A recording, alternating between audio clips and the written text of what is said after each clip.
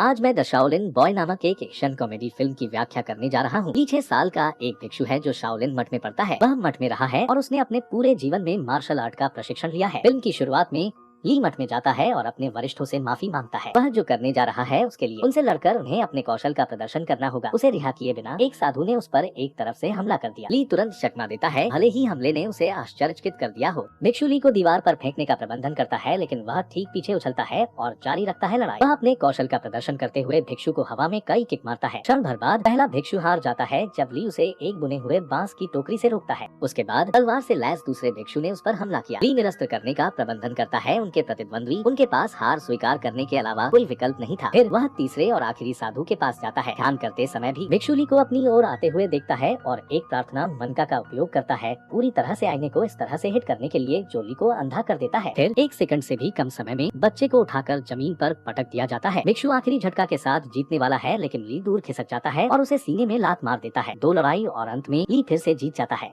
वह धर्मस्थल को नमन करता है और बाहर चलता है, जबकि उसके विरोधी उसे सम्मान की निशानी के रूप में प्रणाम करते हैं। मुख्य भिक्षु ली को बताता है कि उसने टेस्ट में 100 में से 88 अंक बनाए, जो बेहतर है अधिकांश छात्रों की तुलना में उनकी उम्र। ली एक सचेन स्टूडेंट के तौर पर शहर के एक नए स्कूल में जाने वाले हैं। वहाँ रहने के दौरान उन्हें 3 लोगों के परिवार के साथ रहना चाहिए, जिनके पिता एक महान वैज्ञानिक जो प्रधान साधु के करीबी है। विदाई की कामना करने के बाद बच्चा नए लोगों से मिलने के लिए उत्साहित होकर शहर के लिए रवाना होता है। निम्नलिखित दृश्य में हमारा परिचय 15 वर्षीय फिंग से होता है, जो के प्रमुख थे अपने स्कूल में ताइक्वांडो क्लब। उसकी चौथी कक्षा की बहन शान शान है, जो हमेशा अपने बड़े भाई की जय जयकार करती है और प्यार करती है उसे प्रिय। स्कूल ताइक्वांडो क्लब के मैनेजर लैन है। वह फिंग के मैचों का विश्लेषण करती है और उसे एक सारांश देती है कि वह क्या बेहतर कर सकता था। लैन को भी लगता है कि उस पर क्रश है, लेकिन पूछने पर उसने इनकार कर दिया। लैन का भाई यू एक पेटू है जो दुनिया की किसी भी चीज से ज्यादा खाना पसंद करता है। ये चारों एक ही मोहल्ले में रहते हैं और एक दूसरे के काफी करीब हैं।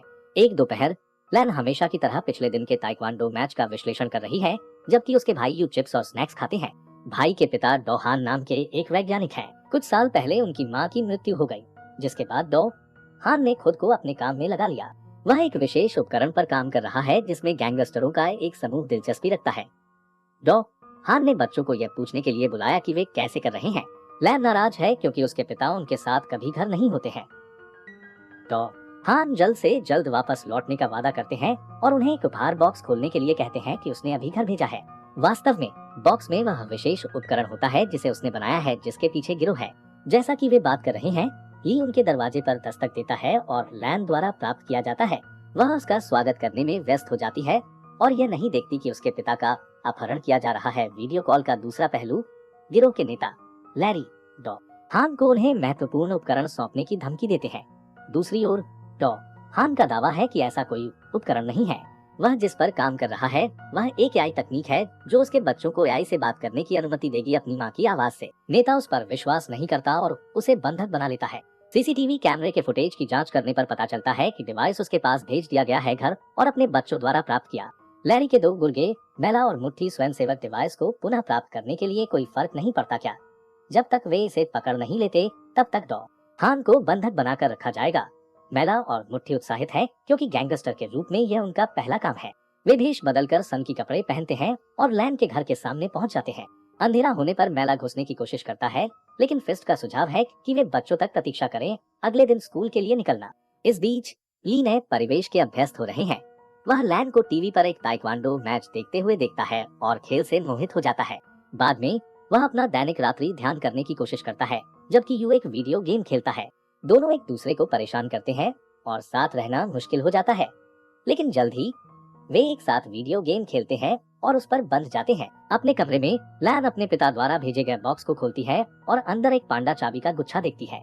क्या वह नहीं जानती कि उसके पास एक पेन ड्राइव भी है जिसकी तलाश गिरोह कर रहा है। एक बटन दबाने पर पांडा लैन को वॉइस एक्टिवेटेड पासवर्ड सेट करने के लिए कहता है। वह कौन सा पासवर्ड कहती है जो उसे जाने बिना नए पासवर्ड के रूप में सेट किया गया है। इसका और परीक्षण करने पर उसे पता चलता है कि पांडा एक एआई है जिसमें उनकी मां की आवाज है। अगली सुबह ली यू और लैन के साथ स्कूल के अपने पहले दिन के लिए तैयार हो जाता है। मैला और मुट्ठी उन्हें अपनी कार के अंदर से देखते हैं। उनके ठीक बाद में तोड़ने की योजना बनाते हैं। नजरों से ओझल है, लेकिन तभी मैला ने नोटिस किया कि लैन ने पांडा की चेन को अपने बैग में टांग दिया है। वे योजना बदलते हैं और उससे इसे चुराने का फैसला करते हैं। स्कूल के रास्ते में समू फिंग और उसकी बहन शान शान से मिलता है। लैन ने उसे ली से मिलवाया। जैसे ही वे बात कर रहे थे, मैला तेजी से चाबी की अंगूठी छीन लेता है और दूर चला जाता है। ली ने इसे नोटिस किया और उसे पाने के लिए एक ऊंची छलांग और कई बैक फ्लिप किए। फेंग यह देखकर प्रभावित होता है कि वह एक कुशल लड़ाकू है। वे दोनों उसे पीटते हैं और पांडा को पकड़ लेते हैं, लेकिन मैला हार नहीं मानता।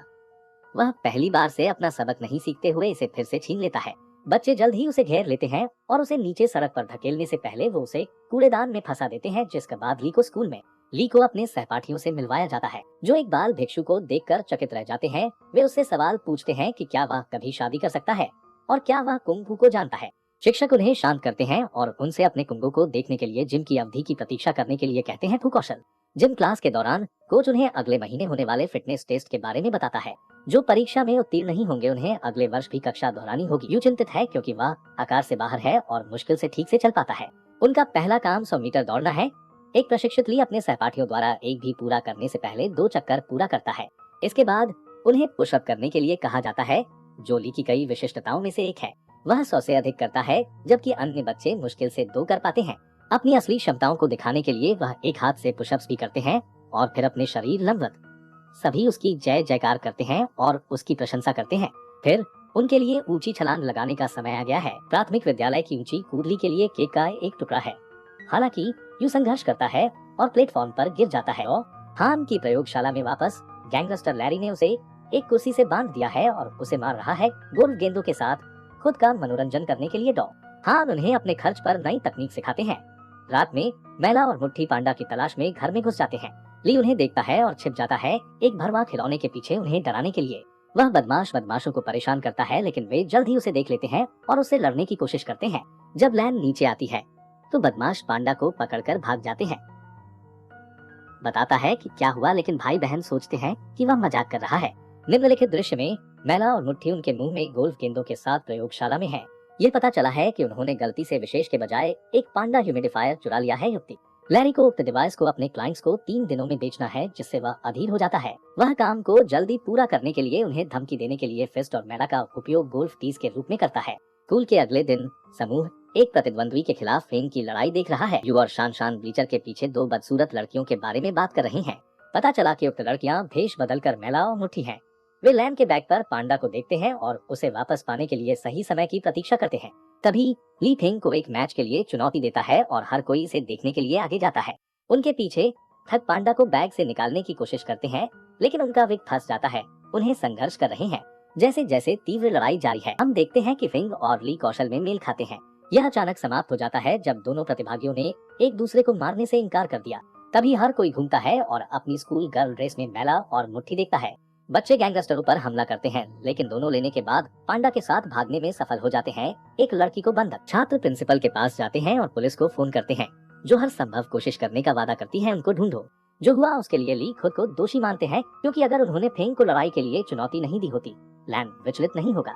समूह के बाकी लोग उसे समझाते हैं कि वे उसे दोष नहीं देते हैं।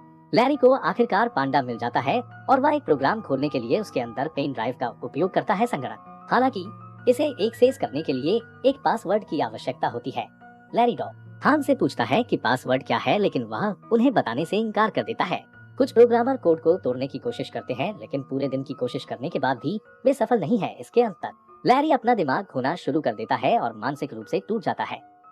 फिर वह हान के फोन पर लैन का संदेश देखता है और उसे ब्लैकमेल करने के लिए इस्तेमाल करने का फैसला करता है। उसे लैन ने अपने पिता को कल उसके जन्मदिन पर आने के लिए कहा है। लैरी हान के रूप में जवाब देते हैं और दावा करते हैं कि वह समय पर वहां पहुंचेंगे। अगली शाम लैन और उसके दोस्त जन्मदिन की पार्टी के लिए उसके घर पर इकट्ठा होते हैं।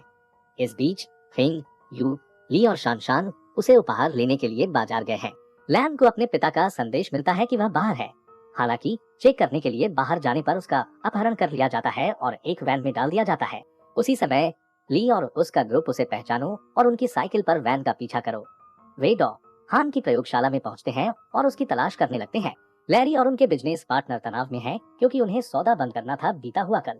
प्रक्रिया को तेज करने के लिए लैरी लैन के चेहरे पर एक चाकू डालता है और उससे उसके बारे में पूछता है पासवर्ड। वह बदले में क्या पासवर्ड पूछती है और यह कंप्यूटर पर प्रोग्राम खोलता है। बाहर मैला और मुट्ठी जगह की रखवाली कर रहे हैं। ली और फेंग उन पर हमला करते हैं और कुछ ही समय में उन्हें बाहर कर देते हैं।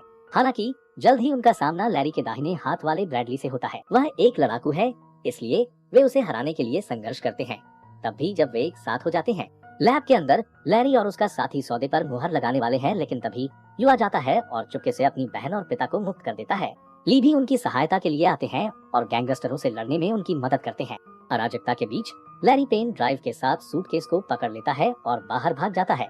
उसे डॉ, हान, यू और लैन ने रोका, जिन्होंने उसे पीटा। इस बीच ब्रैडली के खिलाफ लड़ने के लिए ली फिर से फिंक के साथ जुड़ जाता है। प्रारंभ में वे संघर्ष करते हैं, लेकिन वे अंततः उसे हराने में सफल होते हैं। अंत में पुलिस मौके पर पहुंचती है और दिन बचाती है। अंतिम दृश्य में हम स्कूल के प्रधानाचार्य पुरस्कार ली और यू को उनकी बहादुरी के लिए देखते हैं। इस तरह के और वीडियो के लिए सब्सक्राइब करें, नोटिफिकेशन ऑन करें और मदद के लिए लाइक करें। देखने के लिए धन्यवाद।